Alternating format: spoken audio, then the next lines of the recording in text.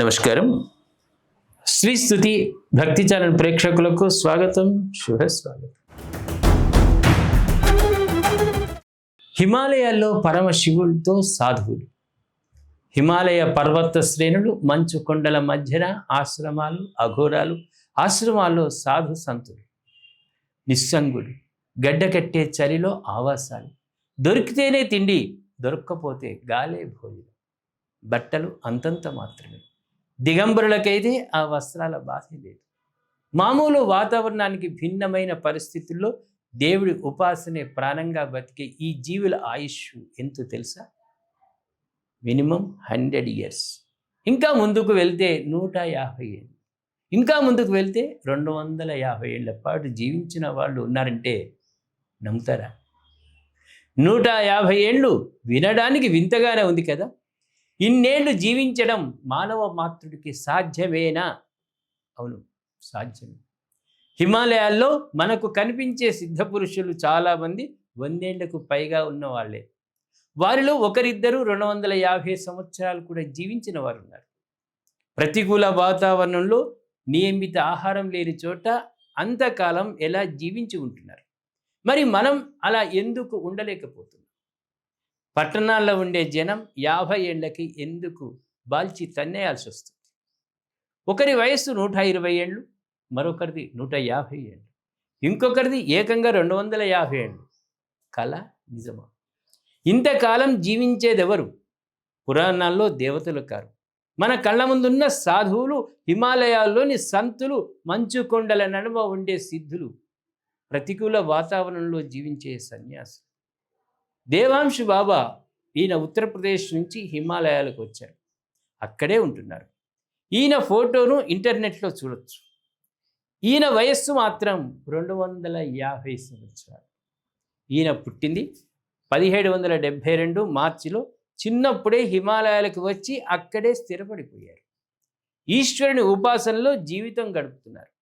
హిమాలయాల్లో చాలా క్లిష్టమైన ప్రాంతంలో ఆయన ఆశ్రమం ఉంది.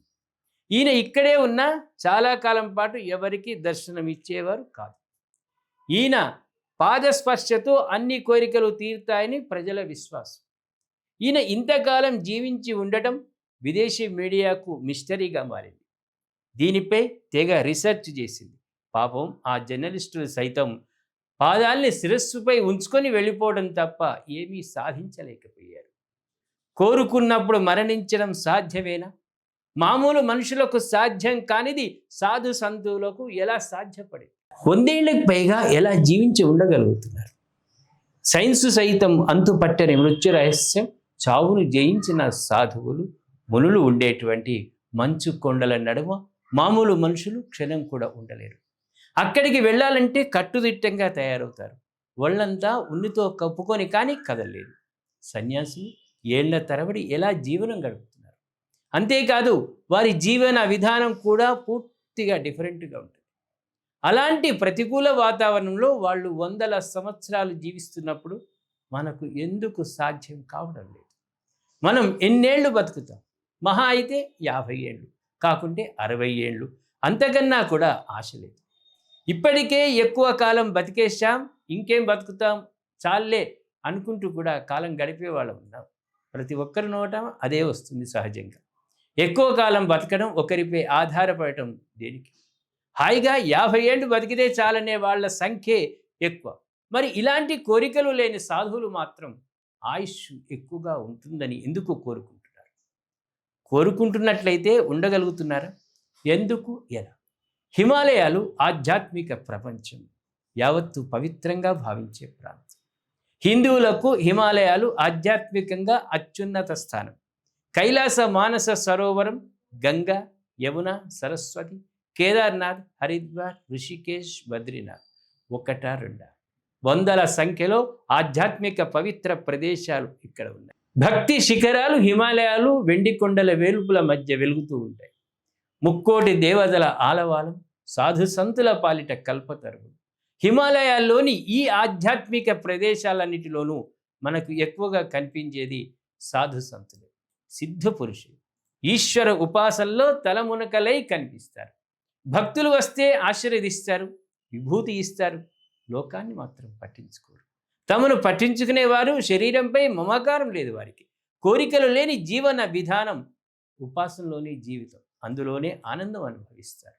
సాధారణంగా కనిపించే సాధువులు అందరితోనూ మమేకమవుతారు. వారి మంచి చెడులు చెప్తారు, ఆశీర్వదిస్తారు. కానీ ఈ పర్వత శ్రేణుల్లోనే ఎవరికీ పట్టని సాధు పురుషులు ఉన్నారు. వీళ్లకు లోకం పట్టదు, లోకానికి వీళ్ళు పట్టరు. వీళ్ళు ఎవరినీ తమ దగ్గరకు రానివ్వరు. వీళ్ళ దగ్గరకు వెళ్లేందుకు అందరూ భయపడతారు.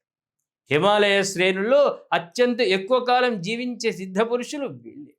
తమ వయస్సు గురించి కూడా వారికి అవసరం లేనట్టుగానే ఉంటారు. హిమాలయాల్లో క్లిష్టమైన ప్రదేశాల్లో ఆర్మీ బంకర్ల వంటి గుహల్లో ఉంటారు. మంచు కరిగిన స్వచ్ఛమైన నీటిని తాగుతారు. ఒంటి నిండా విభూతే అలంకారంగా రాసుకుంటారు. దొరికింది తింటారు.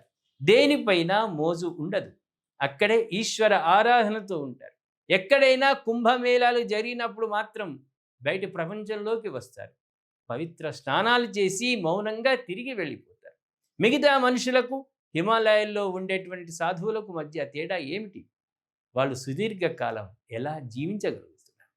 కేవలం ఈశ్వరుని ఉపాసించడమే వారి ఆరోగ్య రహస్యమా, లేక మరేమైనా కారణాలు ఉన్నాయా?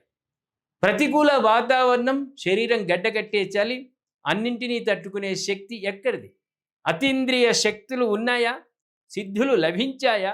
సాధువుల ఆరోగ్య రహస్యం ఏమిటి? ఇది నిజంగా అంతుపట్టని విషయం.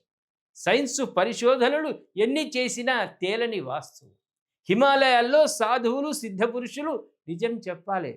వాళ్ళు చెప్పండి ఈ రహస్యాలు ఏవీ కూడా ఈ ప్రపంచానికి తెలియవు. మనిషి తెలుసుకుంటే సాధించలేనిది ఏమీ లేదని నిరూపించిన వాళ్ళు, తాము కోరుకున్నప్పుడు మృత్యు దరిచేరే సమర్థనీయత, సామర్థ్యత సాధించిన వాళ్ళు. అందుకే ఎన్నేళ్ళైనా వారి శరీరం క్షీణించదు, రోగాలు దగ్గరికి రావు. హిమాలయాల్లో సాధువుల దీర్ఘాయుష్యుకు వారు పాటించే కఠోరమైన నియమాలే కాదు, చెక్కు చెదరని ఆత్మవిశ్వాసం కారణం. సృష్టికర్తపై అమితమైన విశ్వాసం కలిగి ఉంటారు. ఈ లోకాన్ని సృష్టించింది, నడిపిస్తున్నది, నాశనం చేస్తున్నది ఈశ్వరుడేనని బలంగా నమ్ముతారు. శివుడాజ్ఞ లేకుండా చీవైనా కుట్టదని వారి నమ్మకం. దేవుడు తప్ప మిగతా లోకమంతా మిథ్య అని వారు భావిస్తారు. తాము భగవంతుడితో సన్నిహితంగా ఉన్నట్లుగా అనుభూతి చెందుతారు. తమ ఆయుష్పై నమ్మకం ఉండటం రెండవ కారణం. తాము కోరుకుంటే తమ జీవిత కాలాన్ని కోరుకున్నంత కాలం పెంచుకోగలమని వారి గట్టి నమ్మకం. కేవలం కోరుకుంటే జరిగిపోతుందా అని ఆశ్చర్యపోవద్దు. ఇది వాస్తవం. మన మైండ్ సెట్ను పూర్తిగా అదుపులో ఉంచగలిగితే ఏదైనా సాధించవచ్చు. మిలియన్ల కొద్దీ సందర్భాల్లో రుజువైన సంగతి విల్ పవర్ అన్నది అందరికీ తెలిసిన సంగతే. ఆ విల్ పవరే మనల్ని మన లక్ష్యాన్ని చేరువ చేస్తుంది. సాధు పురుషులు సాధించింది ఇదే. తమ జీవితంపై తమకు పాజిటివ్ యాటిట్యూడ్ ఉండటం మూడో విషయం. మనలో చాలామందికి కరువైంది ఇదే. ఈ పాజిటివ్ వేవ్స్ తగ్గిపోయింది. యూత్ సైతం లైఫ్లో అంతా అయిపోయినట్లు విరక్తితో మాట్లాడడం మామూలే. కానీ హిమాలయాల్లో సాధువులు అలా కాదు. సృష్టికర్త తమకు ఇచ్చిన ఈ శరీరం, జీవితం ఆయనకు మాత్రమే చెందిందని నమ్ముతారు. జీవితాన్ని ముగించటంలో లాంటి హక్కు తమకే ఉందని నమ్ముతారు. తమపై తమకు పూర్తి అనుకూలత అనేది ఎంత బలాన్ని ఇస్తుందో హిమాలయ సాధువులను చూసి తెలుసుకోవచ్చు. అన్నిటికంటే ముఖ్యమైనది సాధువుల్లో అంతర్గతంగా కనిపించే శక్తి. ఆహారం, వ్యాయామాల కంటే మించినటువంటి అంతర్గత శక్తి మనిషిని అన్ని రోగాల నుంచి దూరం చేస్తుంది. శరీరంలో ఇంటర్నల్గా ఉండే వివిధ ఎనర్జీ సెంటర్లను పూర్తి స్థాయిలో యాక్టివేట్గా ఉంచడం. హిమాలయాల్లో సాధువులు మెడిటేషన్ ద్వారా దీన్ని పూర్తిగా సాధిస్తారు. కొన్ని గంటల పాటు సమాధి స్థితిలోకి వెళ్ళిపోతారు. ఇది శరీరాన్ని పూర్తిగా వారి స్వాధీనంలోకి తీసుకొస్తుంది. ఒక ప్రత్యేక జీవన శైలి మామూలుగా ప్రపంచానికి అర్థం కానిది. మనకంటే సాధారణ ప్రజలు అవలంబించలేని జీవన విధానం. అందుకే వారు కోరుకున్నట్లుగా ఉంటున్నారు, కోరుకున్నంత కాలం జీవిస్తున్నారు. కేవలం హిమాలయాల్లోనే కాదు, ప్రపంచంలో అక్కడక్కడ అడపాదడప 100 ఏళ్ల పైచిలుకు జీవించిన వారి వివరాలు తెలుసుకున్న ఇంచుమించు వాళ్ళ లైఫ్లోనూ ఇలాంటి ఆసక్తికర కథనాలు కనిపిస్తాయి. హిమాలయాల్లో సిద్ధ పురుషులు నియమిత జీవితం అసాధారణమైంది. మామూలు ప్రజలకు కనీసం ఊహల్లోకి సైతం రానటువంటిది. వాళ్ళు చాలా విచిత్రంగా వ్యవహరిస్తారు. కొందరు దిగంబరంగా ఉంటారు, కొందరు శ్మశానంలో తిరుగుతారు. ఆహార విషయంలో ఎలాంటి పట్టింపులు ఉండవు. దొరికింది తింటారు, దొరక్కపోతే మానుకుంటారు. పచ్చి ఆకులు తింటారు, పచ్చి మాంసం తింటారు. సాధువులంతా శాకాహారులు అనుకుంటే పొరపాటే. నాగ సాధువులు అతి తీవ్రంగా ఉంటారు. మద్యం సేవిస్తారు, హుక్కా పీలుస్తారు, ఒళ్ళంతా విభూతి రాసుకొని ఉంటారు. వీళ్ళకి ఎలాంటి ఆహార నియమాలు ఉండవు. అలాగని ఇష్టం వచ్చినట్లు సమయంలో ఇష్టం వచ్చినట్టుగా తినరు. పరిమిత ఆహారాన్ని పరిమితంగానే తీసుకుంటారు. నాగాలు కూడా మామూలు సాధువులైతే శాకాహారానికే ప్రిఫరెన్స్ ఇస్తారు. అన్నిటికీ మించి సాధువులు చేసే యోగ సాధన వారిని మృత్యుంజయులను చేస్తుంది. భారతీయ యోగ శాస్త్రంలో చెప్పిన అనేక విధానాలు, ఆసనాలు, సాధు సంతుల నిత్య కృత్యాలు యోగా ద్వారా మనిషి శరీరంలో కుండలిని శక్తిని చైతన్యం చేస్తూ వస్తుంది. ఇప్పటికే ప్రపంచం విశ్వసిస్తోంది యోగాను. ఈ యోగాను మన సాధువులు వేల ఏండ్ల నుంచి అనుసరిస్తున్నారు. వారు చేసే యోగాను చూస్తే ఇది ఎలా సాధ్యమని ముక్కున వేలేసుకోక తప్పదు. ఉపాసన, సాధనాల ద్వారా హిమాలయాల్లో సాధువులు ఇచ్చా మరణాన్ని సాధించారు. దేవ్ బాబా ఎందుకు ఒక ఉదాహరణ. ఈ వయస్సు దర్శించుకోవడానికి ఆనాడు ఇందిరాగాంధీ, ఈయనను దర్శించుకోవడానికి ఆనాడు ఇందిరాగాంధీ స్వయంగా వచ్చారు. ఈ సాధువులే కాదు, ప్రపంచంలో చాలా చోట్ల అక్కడక్కడ మనకు 100 ఏళ్లకు పైగా జీవించిన వాళ్ళు మనకు తారసపడుతుంటారు. బంగ్లాదేశ్లో 150 ఏళ్ళు జీవించిన వ్యక్తి, చైనాలో అంతకంటే ఎక్కువ సంవత్సరాలు జీవించిన మనుషులను మనం చూడవచ్చు. నియమిత పద్ధతిలో ప్రకృతి సహజ సిద్ధంగా జీవిత విధానాన్ని అనుసరించే వాళ్ళు కోరుకున్నన్ని రోజులు జీవించవచ్చు. So positive about your life and a positive attitude. Try to long life yourself. మీ విల్ పవరే మిమ్మల్ని సుదీర్ఘకాలం ఆరోగ్యంగా ఉంచుతుందన్న వాస్తవాన్ని గ్రహించండి. ఈ వీడియో మీకు నచ్చినట్లయితే లైక్ చేయండి, షేర్ చేయండి, కామెంట్ రూపంలో మీ అభిప్రాయాలు తెలియజేయండి. ఇలాంటి మరిన్ని వీడియోల కోసం శ్రీస్తుతి టీవీని సబ్స్క్రైబ్ చేయండి, పక్కనున్న గంటను కొట్టండి.